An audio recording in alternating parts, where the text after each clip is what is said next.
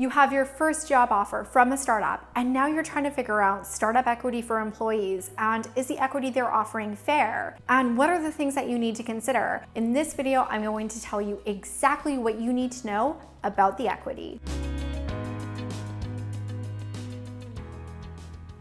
Hello and welcome back to my channel where I help you slay your career and cultivate the successful life that you want. Today I wanted to talk to you about startup equity because I remember the first time that I took a job at a startup and I had no idea how to appraise my equity, how to negotiate for it, what it even meant. And it was really hard to find a single resource that told me everything that I needed to know in order for me to take the next step in negotiating the offer and especially in negotiating the equity. That's why I wanted to make this video for you today, because I know some of you are going to be in this boat, or some of you who are in this boat will discover this video. If you're new, welcome to my channel. I'm gonna give you the basics of what startup equity is, how it works, how you can appraise it, and how to find out if you're getting your fair share. And one thing, I want to make sure that you actually stay all the way to the end of this video, because there's one thing when you think about equity and when you're appraising equity, there's one thing that almost no one talks about, and I think it's really important, and I want to make sure you know, but there's a few things that you need to know before it's going to make sense. Now, if you're ready, click that like button and let's get right into it. The first thing that you need to understand about the equity in your job offer is if it's restricted stock or if it's a stock option.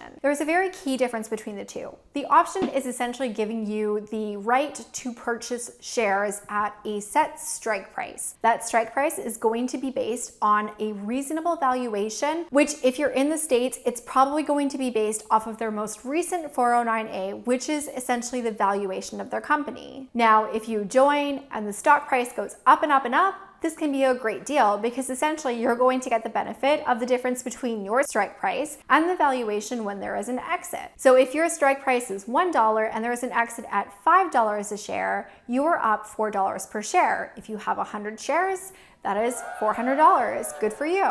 With an option, you do technically have to purchase the share though, and that's the contrast between the option and the restricted stock. Restricted stock, they are just going to grant the stock to you. You don't have to pay anything. This has a monetary value. You are going to accrue it according to the vesting schedule, which we'll get into in a few minutes. There is an important differentiator between the option as well as the restricted stock. Restricted stock actually has a valuation.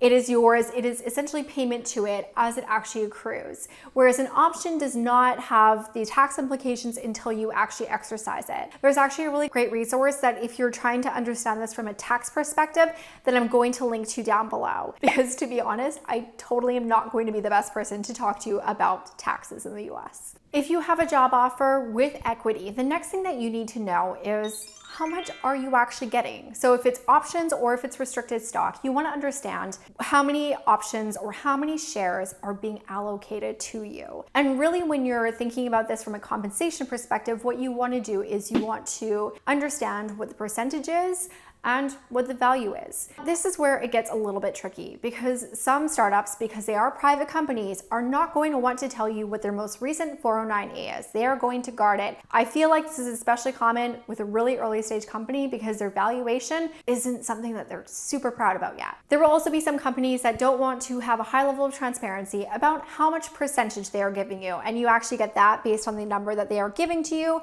versus the number that are outstanding. You run the math and that's going to give you the numbers. However, some companies will actually just tell you what percentages they're giving you, and it's going to be super easy for you to understand. And in my personal experience, there was even one time that I was given the percentage and they didn't even know what that meant in terms of the number of stock units that I was going to be granted. So there is going to be a different experience, and it is very much going to depend on the company and who you're actually working with. But this is something that you have to keep in mind. That said, you still want to ask the questions because essentially what you're trying to do here is deduce if it's restricted stock, what the actual value is, because that is now compensation, or if it's an option, you want to triangulate the option against what you think an exit price might be to see how this actually might translate for you long term. At this point, you've heard me talk about vesting on several occasions. So what is vesting aside from early 90s fashion, which maybe one day we'll make a comeback. When we're speaking about vesting in terms of your restricted units or your options, what we're talking about is how they actually accrue. There's going to be something in your equity plan called a cliff.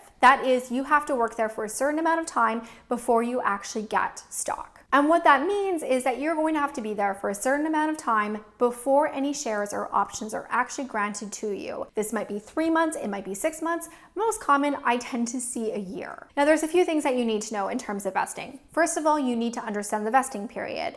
Is it 4 years? Is it 5 years? Is it 10 years? When they grant you the options or the restricted stock, how long is it going to take in order for you to have rights to purchase or to have all of those that they have granted to you? That said, it's not necessarily going to all be trickled out on a per day basis. Typically, what you're going to be dealing with is, first of all, a cliff. And this is the amount of time that you need to be employed before any of your options or your restricted stock is going to vest.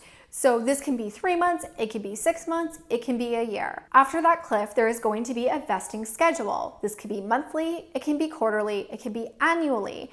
And generally what you're going to find is that across a period of time, the shares or the options are going to be allocated in an equitable way.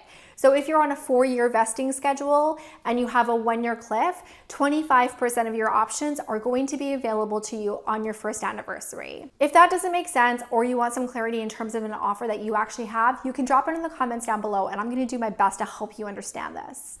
The next thing that you need to know about your equity is how you can actually extract it. So you have your restricted stock or you have your options. What are they good for? How does this work? If you haven't worked in a private company and you haven't had stock for a private company in the past, there is something really important that you need to know. It's not like trading on the New York Stock Exchange or the London Stock Exchange where you just don't feel like having them anymore. You would like to cash out. I'll just sell these. No, this is a private company. So there are 2 ways that you're generally going to be able to cash out and actually reap the benefits of your equity. And that is an IPO or an acquisition. Those are essentially the 2 exit strategies that are going to free up investors, employees, and founders to actually cash in on the equity. Now, investors are actually paying for the stock. If you're getting restricted stock units, you're actually working to earn them. If you have options, you're working and you have a deal essentially because you're going to get them on sale when they're worth a whole bunch more when you have an exit event. Now, outside of an exit event, there's a couple of other options. However, these are a little bit more tedious and might not be available to you. And the reason it's going to be more tedious is under most agreements, most companies are going to have to consent. There have been instances where companies will buy back stock, or you can sell your shares during a fundraising round, or rising in popularity over the last few years has been secondary markets. Secondary markets allow investors to purchase shares from employees who no longer want them, or who just want to cash in and buy their boat. Whichever, I'm not here to judge. But again, the caveat until there is an exit strategy is that option might not be available to you.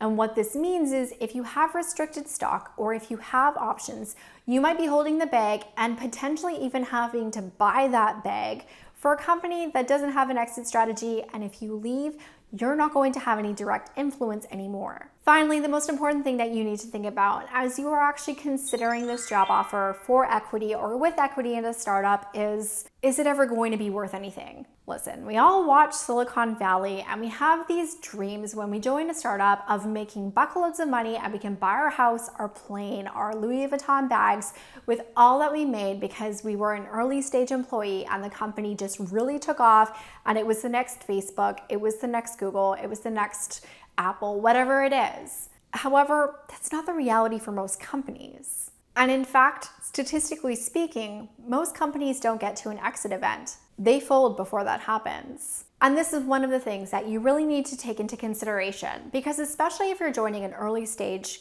company, many will offer an under market salary in exchange for overloaded equity, which is something that in theory can pay off and you can be a billionaire.